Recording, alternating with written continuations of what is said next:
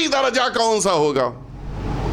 جو امیر المؤمنین کے انکار کی بنا پہ جو کفر کا آخری درجہ مل رہا ہو وہ کس بنا پر ملے گا؟ وہ اسی بنا پر ملے گا اللہ رب العزت نے جن ذمہ داریوں کو دیا ہے ان ذمہ داریوں کو پورا کرتے رہو تو یقینی طور کے اوپر تمہارا احترام باقی رہے گا. لیکن اگر امیر المؤمنین کا انکار کیا تو پھر کفر کے آخری درجے تک جا سکتے ہو. میں جملہ آپ کے ذہنوں کے حوالے کرنا چاہتا ہوں. حقیقت یہ ہے کہ اللہ رب العزت نے کفر کے درجات رکھے ہیں. امیر المؤمنین کے انکار کی بنا پہ انسان سب سے آخری طبقے اور درجے تک جا سکتا ہے. اب یہ نہ دیکھو کہ علی کے سامنے کون آیا, یہ دیکھو کہ انکار کس پیمانے کا تھا. اور یہیں سے بات واضح ہو جاتی ہے, آنے والا ہو یا آنے والی ہو, انکار کیا تو کافر ہو جائے گا. اور اسی لیے اللہ رب العزت نے امیر المؤمنین کی ذات کو اس کائنات کے لیے معیار قرار دیا ہے. یہ جو رشتہ داریاں اللہ نے قائم کی ہیں, ان رشتہ داریوں کی بنا پر اللہ کی بارگاہ میں یہ انسان نہیں کہہ سکتا کہ پھر وہ تو ماں ہیں, احترام ضروری ہے. نہیں, احترام ہے, لیکن اس خاتون کا احترام ہے کہ جس نے پوری زندگی گزار دی لیکن گھر کے باہر قدم نہیں رکھا. بالکل یہی صورتحال ان شخصیتوں کی ہے کہ جن شخصیتوں نے اللہ کے پیغام کو دل و جان سے تسلیم کیا. میں آخری مرحلے کی طرف آپ کو لے کر آ جاؤں. حقیقت یہ ہے کہ اہل بیت اطہار کو اللہ نے جو اس امت سے جوڑ کے رکھا ہے, ادھر سے کمی نہیں ہے, اس امت کے اندر کمی پیدا ہوگی. انا وعلی ابوا ہذہ الامہ, میں اور علی اس امت کے دو والد ہیں. اس کے کیا معنی ہے؟ اس کے معنی ہے امت جب تک امت رہے گی امیر المؤمنین اور رسول اللہ اس کے والد ہیں, لیکن جب تک امت نہیں, امت سے اپنے دائرے سے باہر نکلے, پھر یہ دونوں والد نہیں رہ گئے. اور یہ بھی اللہ کا کمال ہے, یہ اللہ کا واقعاً کرم ہے. صرف یہ نہیں, اچھا حقیقتاً اگر یہ فرما دیتے رسول اللہ کہ میں امت کے والد کا درجہ رکھتا ہوں, کیا مشکل تھی؟ ساری امت کے لیے رسول اللہ والد کا درجہ رکھتے, ساری امت رسول اللہ کا احترام کرتی, کون سی مشکل تھی؟ لیکن نہیں, اللہ کے رسول نے صرف, علیکم السلام, ایک دفعہ اور مل جل کے صلوات بھیج دیں آپ حضرات.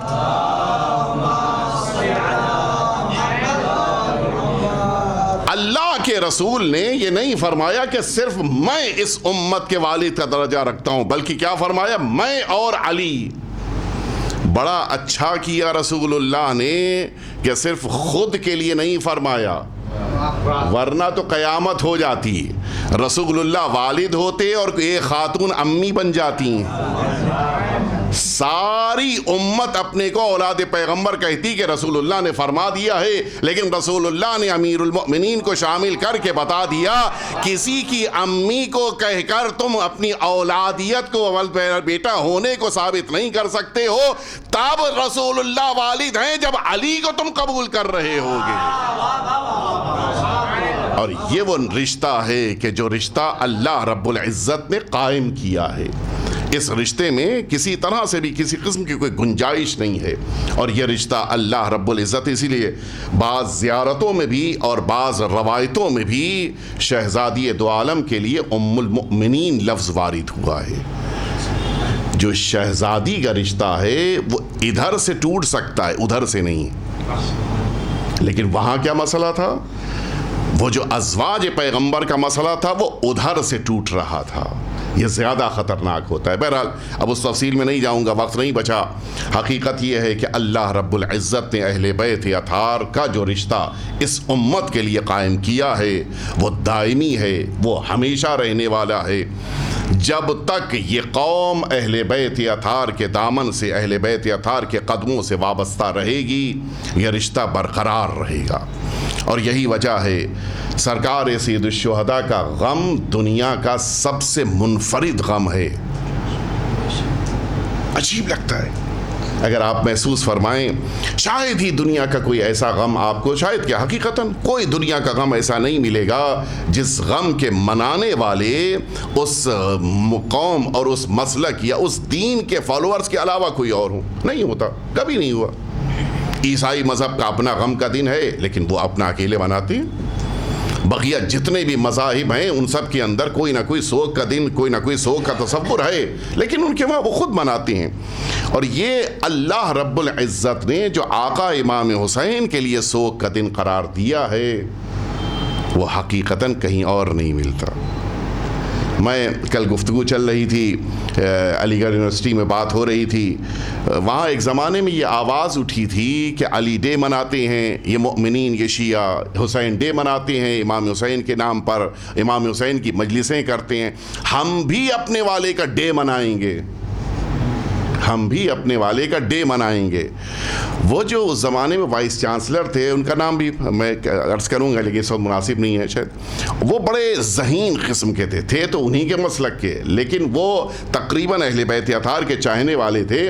انہوں نے کہا یہ تو بڑی اچھی بات ہے، آپ اپنے مسلک کے اعتبار سے یہ چاہتے ہیں کہ ان کا دن بھی منائیں، آپ منائیے، لیکن دو کام کر دیجئے. ایک کام یہ کیجئے کہ جس کے لیے بھی آپ ڈے منانے جا رہے ہوں اس کے تاریخ کو بتا دیجئے اور اس کے دفن کی جگہ بتا دیجئے.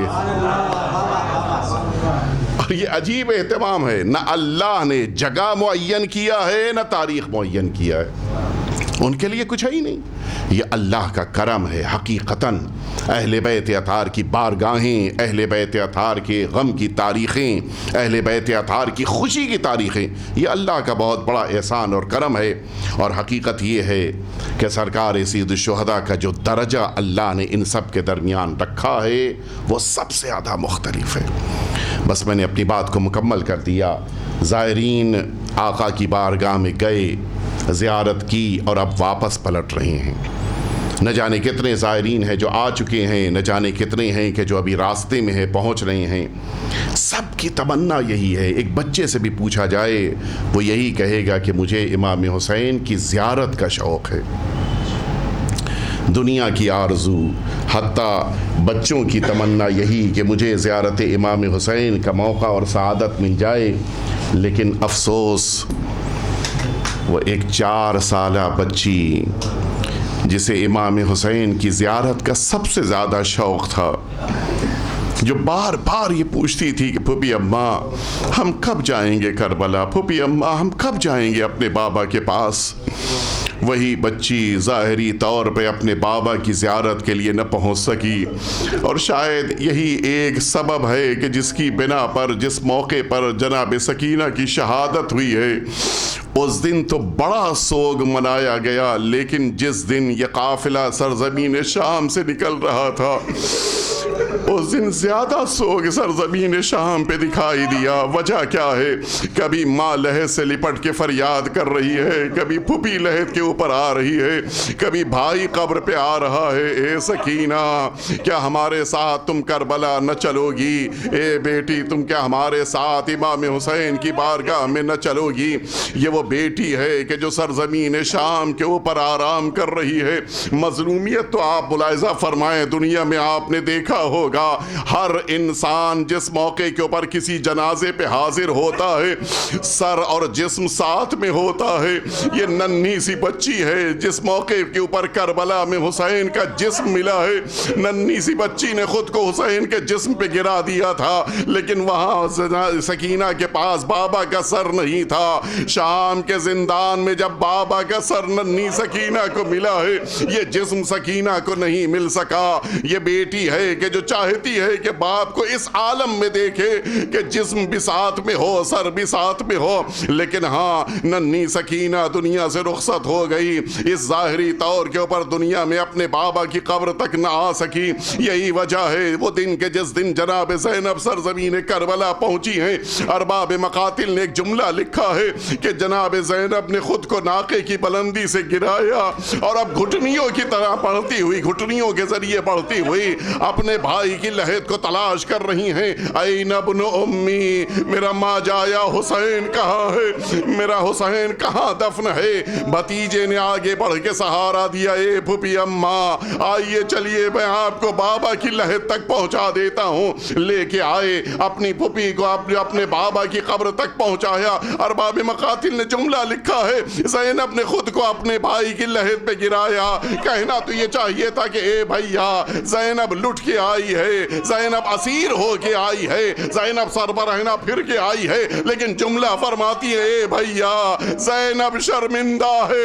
عصر عاشور کے ہنگام میں وہ 4 سالہ امانت جو تم نے میرے حوالے کیا تھا، زینب اسے شام کے اندھیرے میں سلا کے آئی ہے۔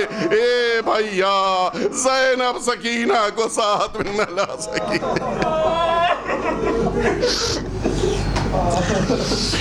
الا لعنت اللہ علی القوم الظالمین وسيعلم الذین ظلموا ای منقلب ینقلبون۔ الہی بحق الزہراء و ابیہا و بعلہا و بنیہا والسر المستودع فیہا ان تصلی علی محمد و آل محمد۔ پروردگار ہم سب کے آقا اور مولا کے ظہور میں تعجیل فرما۔ پروردگار وہ تمام مؤمنین اور مؤمنات جو عزادہ